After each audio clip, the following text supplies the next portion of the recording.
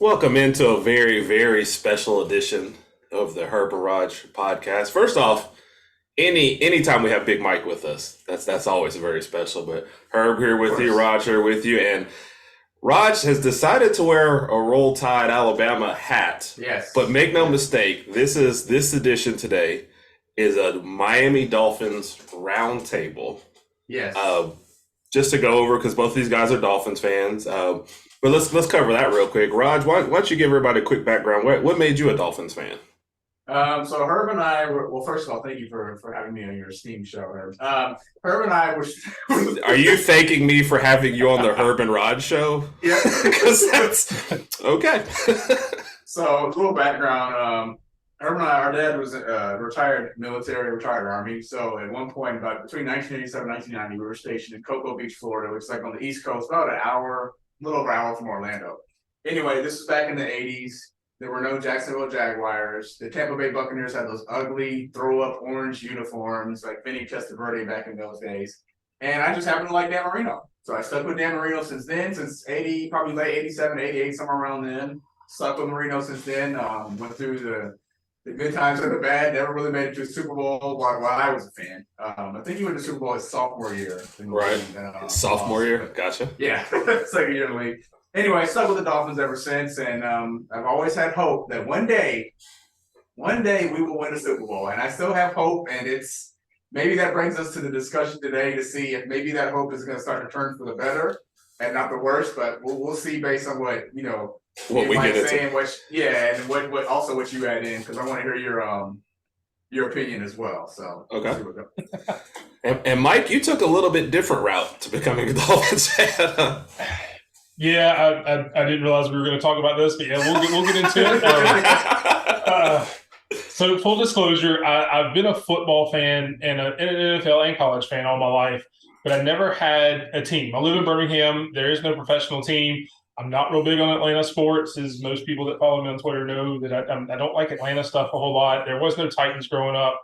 They came later on in life, so I never really picked a team. Got a little bit bigger into Twitter last year and just finally decided to pick an NFL team. And instead of just doing it, I always followed Alabama players, so that's always a plus. But I wanted to do it something different. So I let Twitter pick my NFL team. Put a post up for about a weekend, and any fans of any teams that interacted with it, we kind of had a vote. And if you interacted with it, the vote went through. And ended up being the Dolphins that interacted with us the most. Had a couple of pretty large accounts jump in and get a people, and just the outpour from the fan base kind of solidified that I was happy with the choice I made, and that was a good reason to pick it because they had really really passionate fans that led me there. And don't get me wrong, I'm not a fair weather fan. I have now picked the Dolphins. I will be a Dolphins fan till I die. I've done research on the team, so it's not like next year I'm going to pick somebody else. That's not how I roll. But I'm stuck with it. I'm in it now for life, and we're good to go. Poor guy. It doesn't hurt that Raj voted about 50 times either, though, too. But that's neither here nor there. So let's start. We'll start with Mike on the discussion. Miami finishes 9-8, and I'm starting with Mike because I kind of I know where Raj is. His thoughts on the end of the season already are. So Miami finishes at 9-8. Season very much so of ups and downs, and with Tua missing for several games, including the ender. And then you end with a loss at Buffalo, first round of the playoffs. So what is your initial assessment of this year? You got to keep Tua healthy, obviously. Anybody that watches football can tell that. Him not being in that playoff game and going down the stretch is really, is close, especially as close as they played the Bills in that game. I think with a healthy Tua being able to make some of those throws, and it's not always, Skylar played well. He threw some accurate passes, but there's just something about the different quarterback, and you'll hear NFL receivers talk about it. The way the ball spins, the way the ball gets to you, how fast it gets to you. There's a lot of nuance to it that when you're used to something all year and you're in that environment for the first time in that pressure cooker, and having somebody different just affects you. And so I think having him there, a comfort level and in that game would have put him over the top, especially the way the Bills played the week after and everything else. So, that's got to be paramount. Finding a way to keep him healthy all year, hopefully, or as much as possible, especially towards the end of the year. But overall, it was a great season. I mean, I picked at the beginning of the season after I did some research and everything. I thought it would be 9-8, 10-7, kind of around there. So I was fairly happy. Obviously, the way they started, your hopes get a little higher. So after the first 5 games, you're like, well, maybe 10-7 was low. Maybe they're going to go 12-5, or and do something crazy like win the division, and then the rest of the season happens and you come back down to earth. But you have to temper those kind of emotions. Then when you're rolling on the high, to realize that the season ended about where I thought it would. Right. And with a healthy Tua, you never know what would happen in the playoffs. A guy that I love his the late kick with Josh Pate. He always talks about resetting expectations, and I think that's what happens with sports bases. You start off thinking 9-8 would be a great season, make the playoffs, and then in the middle of it, you reset it to 12-5, to where all of a sudden 9-8 is a disappointment, where it's what you wanted in the first place. But Raj, I know we've talked a little bit about it, but go ahead and give your initial thoughts. Like, I think you're kind of similar to Mike on what you wanted from this season and what you got. Yeah. And whenever I talk to her, I always talk about my realistic expectations for the team. My realistic expectations for the Dolphins this year were finish second in the AFC East and make it to the playoffs, which is exactly what we did. I didn't feel like at the time, I feel like as far as the trajectory, the Bills were going with Josh Allen, Stephon Diggs. I didn't think we could beat them yet, even though we did win the first game, and the second game we only lost by a few points, and then obviously we played them a third time and only lost by a field goal. So initially, I mean, my overall thoughts, they met my expectations. I think I really initially pitched us to win either 10 or 11 games. We fell short a little bit, but then that, and of course, some of that goes back with quarterback shuffling, Tua getting hurt, not being able to stay available, not being able to stay healthy, the unfortunate concussion issues, and then even when Bridgewater came in, Bridgewater started getting hurt pretty much every single time he came in, and we had to go to Skylar Thompson. And then to go back to something Mike mentioned as far as our playoff game against Buffalo, I think that Tua been in there to make some of those passes and make a little more accurate passes and just throw the ball a little more. We probably could have won that game. I mean, we only lost by 3 points. We played a lot better than I thought we could, and than a lot of people thought we would. I think a lot of people thought we were going to lose by at least 10, 15 points. We only lost by a field goal. If you, just like I said, you put Tua in there, he makes one deep pass or a few more passes, moves the ball down the field, we're in field goal range. We could probably kick a field goal or something to that effect. But unfortunately, Tua wasn't able to play, and I think it was the right decision to let him sit out. And then that just kind of, I guess that poses the question as far as, and this is probably what you're getting ready to ask, is like, what are we going to do for next year? So. Well, there you go. So that, I mean, if you're going to lead into it, let's go ahead and lead into it. Okay. The very first question, okay, and you're looking at your draft capital coming up here. You've lost the first round draft picks. You've got 5 picks coming up. Your first pick in the draft is round 2, pick number 51. Then 2 picks in the 3rd round, a pick in the 6th, a pick in the 7th. Okay. Having said all that, you go back to the first question. Is Tua the guy next year and beyond?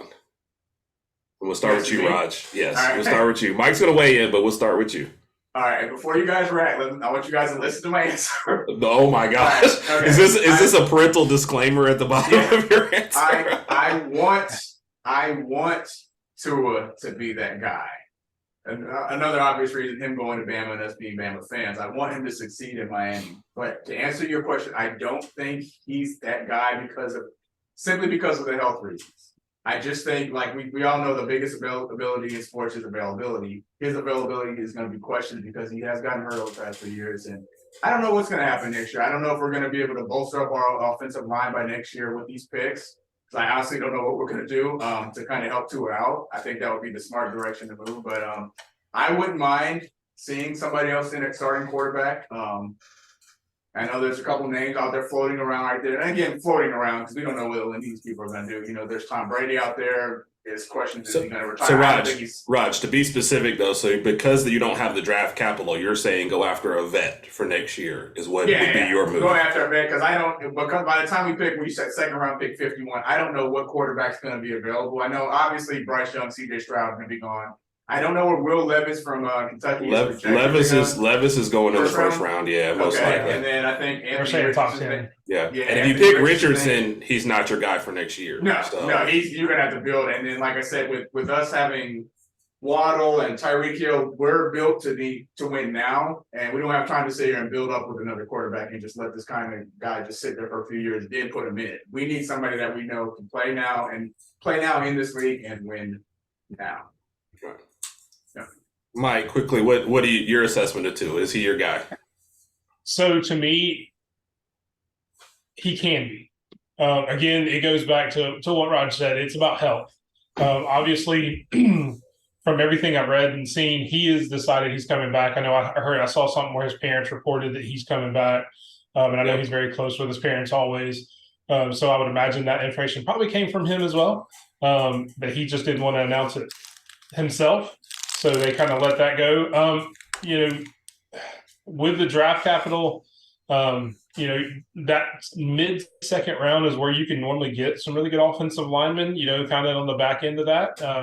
Obviously you'll have the big 2 or 3 that go in the first round, but in the second and third rounds is really where you start picking up the middle of your team, the defensive and offensive line they're going to be really good, or can be really good, I guess is probably a better way to say it. But the main thing is Tua can be the guy and can stay healthy. He just has to look at the way he plays. If you look at the plays that he got concussions on, he's always trying to do more at the last second. He's trying to throw that pass as he's getting tackled, and his body turns and his head slams against the ground, or he's trying to run away. He's got to be able to take the way he plays, and maybe McDaniels can help him teach this with everything else. It's okay to go down and live to play the next play, because when you're trying to do too much, you're out the rest of the game, and then the team is, for all intents and purposes, is done. And I actually mentioned to somebody the other day, I was talking to another Dolphins fan. What? We were actually. What? Yes, there are more than 2 of us. Oh my goodness! It's okay. Roger, are you okay with this? I'm fine. Oh, okay. We're scattered everywhere. Okay. And obviously, and we talked a little earlier about me being a wrestling fan. It would be good for him to call somebody in the WWE or a wrestling school, because those who know about wrestling, that's the first thing they teach you is how to fall safe. Because that is the most important part of their business. And if he could take some of those lessons and pointers where they learn how to fall and protect their head, protect their neck, and those body parts, I think that would go a long way into helping him take those few hits. Now, obviously, we want to get our offensive line up so he doesn't take as many hits, but the few he does, learn how to take them a little bit better. And I'm glad you brought that up, because this kind of goes to one of my points that I think I mentioned to her about the air before, but I think you covered it after his first concussion too, right? Yeah, the last concussion I think he got. Then when we didn't know he had a concussion until the next day, I think it was the Green Bay game. He got tackled like around his ankles, but then and this goes back to Mike's point as far as learning how to play. He got tackled at his ankles, but he ended up slamming his head like into the ground a little bit. And because he was trying to make a throw. Because he was trying to make a throw. If he just fell down, like maybe on his arms or something, this would have never happened. So, but I just wanted to make that up because Mike made that point. So this is something that I want to mention as well. And you go back to the first one in the Bills game with the one he didn't really know he had until I guess the next week. It's him running backwards and falls backwards and hits the back of his head on there. Where again, if you're just taking that sack and not trying to run away, he maybe falls a little bit better and doesn't get the first concussion, and then the whole season may be different. Yeah, and these problems kind of allude back to how he played it. They didn't start in Miami. This happened back in Alabama too. I can't speak on his high school career. I'm not too familiar with what he did in Hawaii, but I mean the big injury he suffered when we played Mississippi State. He held the ball for extremely too long, and I think I want to say we were up by like 14 to 20 points. I don't remember the exact score. We were up a pretty good margin. He held the ball for too long, ran to his left, ended up getting tackled. Misses a few games. Had he just thrown the ball away and we punted it and let our defense do their job, we would have been okay. And he could have played a few more games. But again, Mike hit it dead on the head. I mean, Mike Tua is a very risky quarterback. He tries to sometimes when he tries to run the ball, just be smart. Do like Kyler Murray, run out of bounds. Just run out of bounds. And even when you try to slide, sometimes slide early enough. Don't slide late, because we know how some of the DBs are in the league. If you slide late, they're going to try to take your head out. Because not to mention too. Go ahead. Finish your point. You can finish. Yeah, because some of these DBs are going to try to take your head out, because the defensive players love hitting quarterbacks, and we all know that. So if you just try to throw the ball away or run out of bounds, you can live to play another day, or just move the ball up the field. We just really want you to move the ball up the field and eventually get a touchdown. But if you're going for those type of plays, or you're trying to throw a Hail Mary pass every single play, it's just not going to work. Yeah, and the whole point about sliding is he needs to learn how to slide too. Yeah. Because even back in Alabama, we talked about it a lot. Not us, but Alabama fans in general talked about it a lot. That when he tried to slide, it just looked so awkward that you were afraid he was going to get hurt trying to slide because he just doesn't. It's not in his head. It's something he's going to have to learn and get used to because that's just not his mentality right now. Yeah. And I think as you get older and you get more mature, that can be. And I think that's hopefully where he's going to go. They talked about the whole 700 clip film that McDaniels put together for him last year to show him, hey, you can be that guy. This year, he needs to put about a 10 clip video together of all the times he's gotten hurt and concussions and say, look, this is why you're getting hurt. It's the same thing every time. Here's the film. Every time it's you trying to do too much instead of just living for the next play. Right. Yep. So let's say that you guys do keep Tua. He is the unquestioned starter going next year, and you don't sign another person. Where would you like to see them approach? What part of the team do you want to see approached in the draft and possibly through free agency? Where would you start? Offensive line. Yeah. I think we can both agree on that offensive line because regardless of who the quarterback is, we need more protection up front. If it's Tua, we need protection. If hypothetically speaking, if it was Tom Brady, obviously Tom Brady would need even more protection because he's not going to run as much as Tua. So I think we can both agree it's the offensive line. Okay. Yeah, is it strictly an offensive line draft, or are we going that in the defense, or where y'all thinking? I would say start with the O-line, and then I don't think it ever hurts to get more defense up front as far as defensive ends and things of that nature. It's not going to hurt us. I think we're good as far as the cornerbacks and the linebackers are concerned. But and I think prior to us getting Jeff Wilson, I always wanted a running back, and this is probably once, and also with Jahmyr Gibbs playing as good as he was, I was really, really optimistic about us trying to get Jahmyr Gibbs because I think he would be a nice little running back. But once we got Jeff Wilson and then Mostert started playing even better throughout the season, I'm fine with our running backs, but ultimately it's going to come down to the protection they have up front. Yeah, I'm kind of the same way. Offensive line, I think our defensive issues were helped 9 days ago when Boyer got fired. I think that was the main cause of most of our defensive issues because we've got guys at every level. You got Wilkins on the line, you've got Chubb and Ingram and his linebackers, you've got Howard and now Holland in the secondary who's really good, plus a lot of young players that they can kind of show. We saw Kohu come along as that cornerback who can be that, and that's his rookie year. He's only going to get better. So I think the defensive thing, obviously you want good depth for injuries because everybody's going to get hurt. But I think the biggest step for the defense happened by getting rid of Boyer, and hopefully you can name a better defensive coordinator coming in. But it's definitely got to be the offensive line. That's where it has to start. That's where we've got to get better. And again, they're probably going to start off better next year regardless, just because there was a lot of injuries on the line as well. But just having more depth and more people coming in is key to having a really good season next year. Yep. Mm-hmm. One big question I have, because this is a player that I really like, but you're just going to be underutilized in the offense, I guess, with the two big names with Hill and Waddle. What are you going to do with Mike Gesicki this offseason? I'll take that one first because I've thought about it. I saw you kind of look around. So we talked about draft capital. A lot of teams need a good tight end. We have River Craycraft who came in who did really well. We've got a couple of young tight ends who can be well. And while I think Gesicki is probably better than them, if you can make a trade to come up and get a really good offensive lineman or make a trade for an experienced offensive lineman, you do that. And I don't know that he really wants to come back because of how underutilized he was. Yeah. Because even out of tight ends, I don't think he was the top tight end target throughout the season.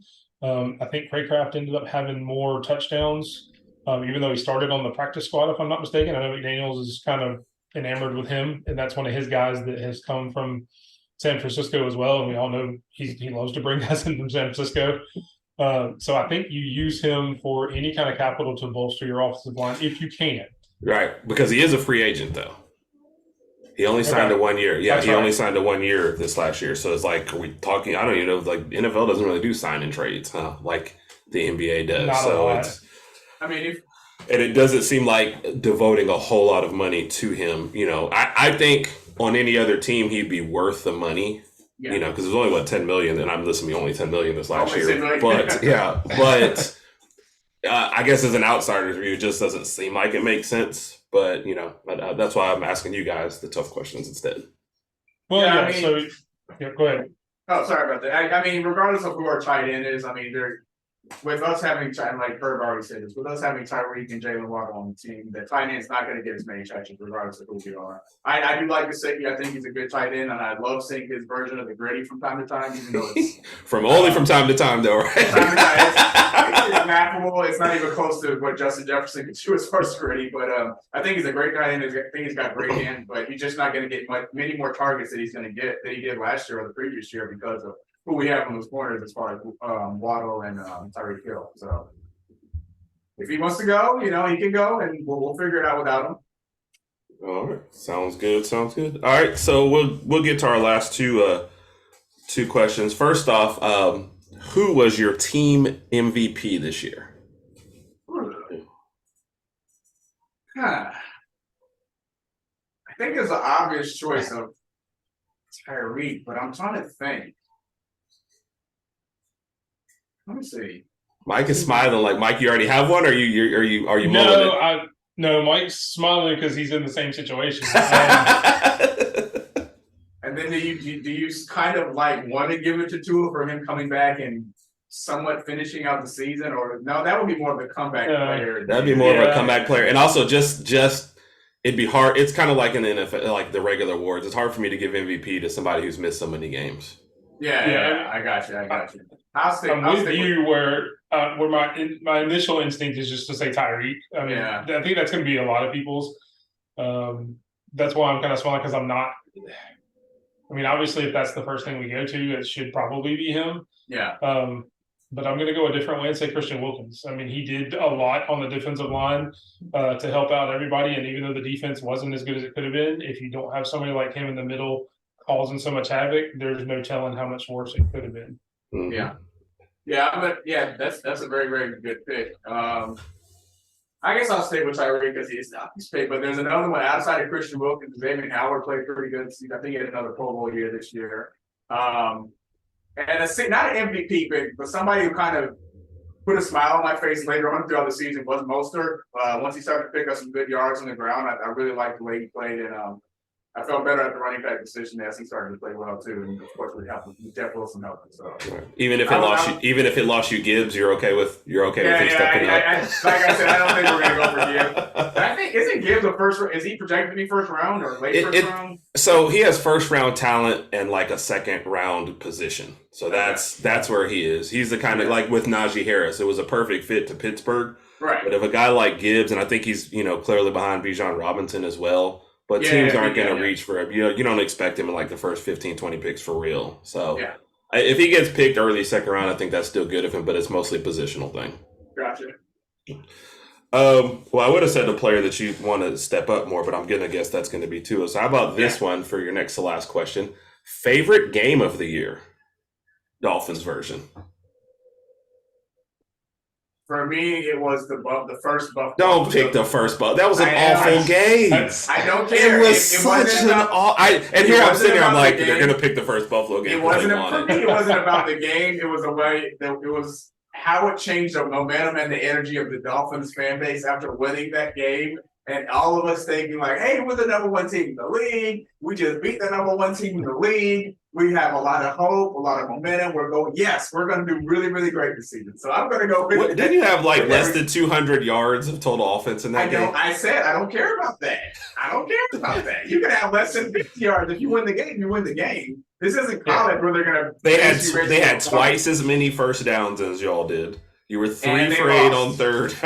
212 total yards. I'm sorry. So you did break the 200-yard barrier. Hey, in the NFL, the only thing that matters is the win or loss. It doesn't matter how bad you beat a team.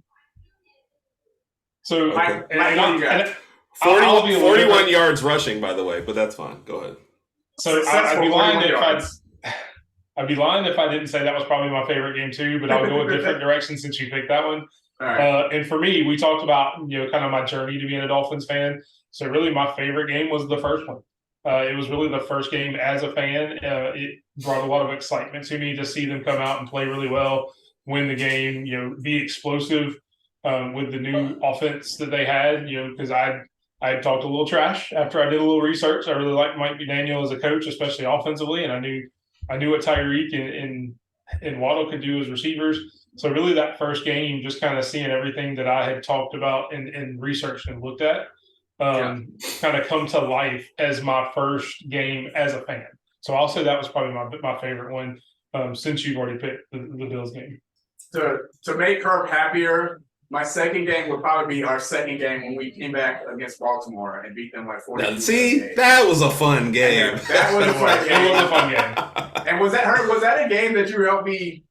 Yes, watch? I think so. Okay. I that think was one so. of those games because I knew we were down. I was like, we're getting up. Let's go. And we ended up coming back in the second half and winning that game. So that was a hell of a game. But that game against Buffalo, when we won, I was like, oh, this is it. This might be it for us. So Mike, just so you know what he's talking about there, since he's in Dallas, here I get different games than he does, and sometimes I'll get a Dolphins game, and we haven't paid for any of the NFL tickets and stuff like that yet. So I literally made a Zoom call, put my tablet up to the TV, and he watched the Dolphins game on a Zoom call through that. So that's a good solid brother right there. Yeah, I'm here to help. I'm here to help. Okay. Yeah, I got lucky being in Birmingham because with Tua and Waddle, we got a good bit of Dolphins games this year, more than I remember in the past, and maybe I just didn't pay attention to it since I wasn't a fan.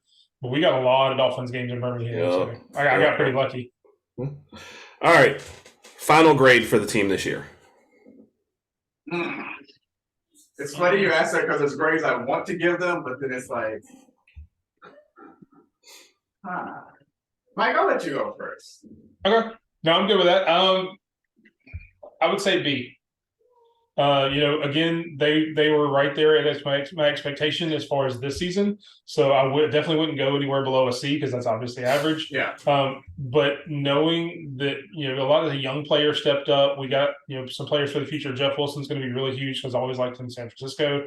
I think Bradley Chubb, once he gets used to and get a new defensive coordinator now, I think it's going to be really good. We got some young players on the defense that are going to be able to step up at linebacker and corner. So I really think the trajectory of the team moves it from a C to a B for me. Gotcha. I'm going to go with a B minus. I mean, we met my expectations as far as making it to the playoffs and coming second in the AFC East. But I'm still slightly disappointed on where we could have been had Tua been healthier a few more games throughout the season. I really feel like we could have won that first playoff game against Buffalo. Other than that, I'm pretty satisfied with what the team did this year, and I think we have a pretty bright future. So I'm gonna stay with the B minus. I like him. I do think, and to be fair to Skylar Thompson, though, there were a number of drops in that game that could have changed the game as well. So it is nice if Tua had been out there, but I do think the current iteration of the team had a chance as well. Yeah. All right, Mike, Raj, we appreciate you guys coming in here and talking a little Dolphins. I know the season didn't end the way you wanted it, but definitely a successful season. Especially Raj, you and I personally talked before the year, and you laid out exactly what you wanted. So I think it was a good end to the season, guys. I always appreciate you being here. We're gonna cut it off here for Mike and Raj. Is Herb with the Herb and Raj podcast. Can I still say Roll Tide, everybody? Or are you? I don't even know the Dolphins up, right? Well, I'll say Roll Tide, but Mike and I are going to say something else. Okay. Well, for everybody, appreciate you guys being on here, and for myself, Roll Tide. Fins up. Fins up. Have a good night, everybody. All right, night.